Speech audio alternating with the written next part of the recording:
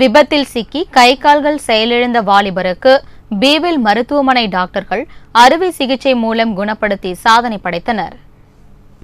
சத்யராஜ் என்பவர் திண்டிவனம் அருகே ஏற்பட்ட சாலை விபத்தில் படுகாயம் அடைந்தார். கழுத்து எலும்பு முறிந்து தண்டுவடத்தை தாக்கி கை கால்கள் முழுவதும் செயலிழந்ததால் சென்னையை சேர்ந்த பிரபல மருத்துவமனையில் சிகிச்சை பெற்றார். அங்கு அவரை காப்பாற்ற முடியாது என்று கூறியதை அடுத்து புதுச்சேரி ஈசிஆர் சாலையில் அமைந்துள்ள பீவில் மருத்துவமனையில் அனுமதிக்கப்பட்டார். அங்கு அவருக்கு மருத்துவமனையின் தலைமை மருத்துவர் டாக்டர் ராஜேந்திர பிரசாத் தலைமையிலான நரம்பியல் அறுவை சிகிச்சை நிபுணர்கள் டாக்டர் ராஜபாஸ்கர், டாக்டர் சுரேஷ்குமார் உள்ளிட்ட மருத்துவ குழுவினர் அறுவை சிகிச்சை செய்து காப்பாற்றி சாதனை படைத்துள்ளனர். இதுகுறித்து மருத்துவமனை தலைமை மருத்துவர் டாக்டர் ராஜேந்திர பிரசாத் கூறுகையில், தீர்க்க முடியாது என்று கைவிடப்பட்ட ஒருவரை எங்களின் மருத்துவ குழுவினர் காப்பாற்றி உள்ளனர்.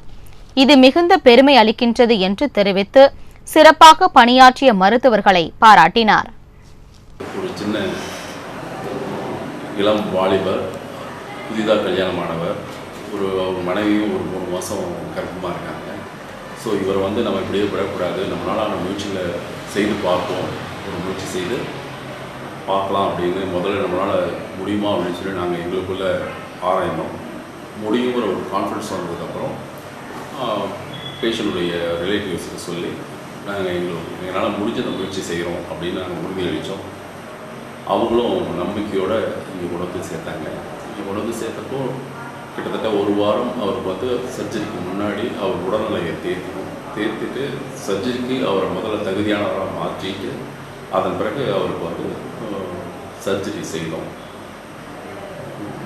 டாக்டர் ராஜபாஸ்கர் அவர்களும் டாக்டர் சுரேஷ்குமார் அவர்களும் 2 பேரும் நரம்பியல் அறுவை சிகிச்சை துறையில் மிக சிறந்த நிபுணர்கள்.